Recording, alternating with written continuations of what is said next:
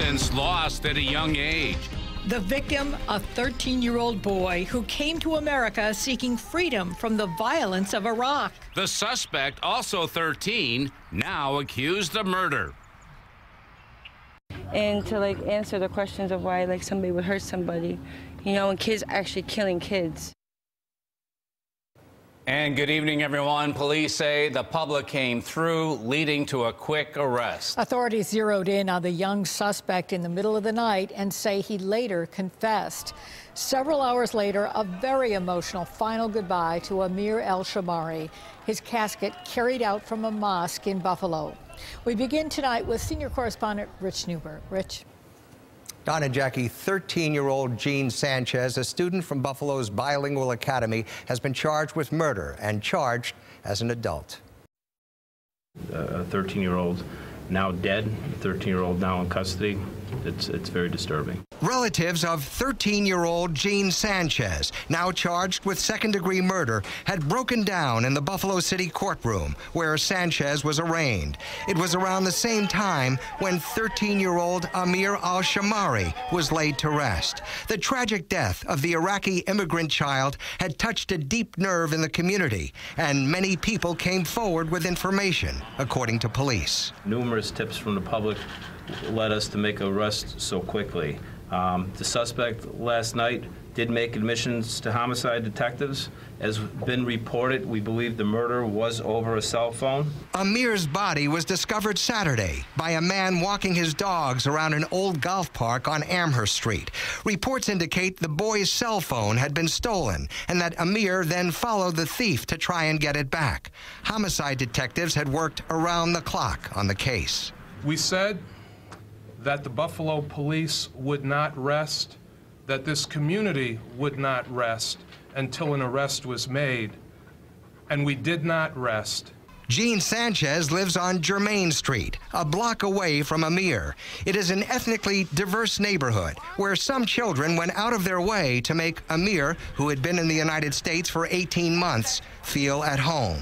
It was hard for him to fit in, so me and a couple other kids on my street helped him fit in with everybody and introduced him. How did you do that?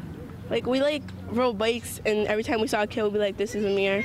It is so difficult for parents in the neighborhood, parents like Teresa Pedraza, to tell their younger children what happened and the fact that the victim and the alleged killer are 13 years old and neighbors. It's hard to explain and to answer the questions of why somebody would hurt somebody, and kids actually killing kids. That's hard to explain to them too. Too many kids running wild, too many drugs, too many. It sure has changed since I was a kid. Buffalo police say video from a city surveillance camera played a role in the investigation. Jean Sanchez is being held at the East Ferry Detention Center without bail. Reporting live, Rich Newberg, News 4 at 6.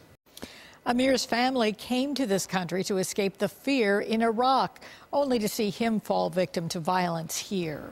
And News 4's Alicia Rodriguez was there today to see the emotion from the family as he was laid to rest. Yeah, Jackie, this tragedy has really only brought the Iraqi community in Buffalo even closer together. The same people who were helping Ameer's family settle into their new life here just 18 months ago were there again today as the family grieved. Like hundreds of others in Buffalo, Ameer Al Shammari's family left Iraq to escape violence and pursue a better life. But Ameer's life was cut short here. Just 14 years old.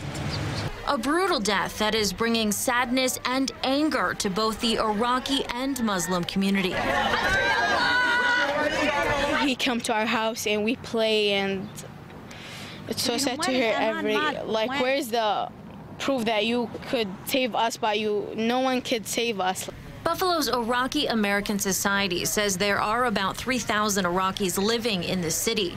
Lori Bianco, a specialist in Middle Eastern studies, says tragedies like this one are traumatizing for all refugee families. They have a lot of hope, but they have a naive view of our country, and they don't realize that we also struggle with poverty and violence. A family friend said that Ameer struggled to adjust to life here. She said his parents recently considered moving the 7th grader out of Waterfront Elementary School. They were concerned about the bullying that he was experiencing. Sources familiar with the situation at the school said that competition in gym class caused issues between Ameer and 3 of his classmates. But those sources say the conflicts were resolved and it did not play a role in his death. Ameer was a lovable child, and he was a good boy. I mean, I spent a considerable amount of time around him and his family, so I know that about him. I know his family is a good family. Again, that alleged bullying at school did not play a role in Ameer's killing, and we actually learned today that the boys involved in that alleged bullying are said to be grieving his death deeply. The 13-year-old suspect did not attend Ameer's school. Reporting live, Alicia Rodriguez, News 4 at 6. We invite you to stay with News 4 and WIVB.com as we bring you the very latest updates on this case. You can also follow the story on Facebook and Twitter.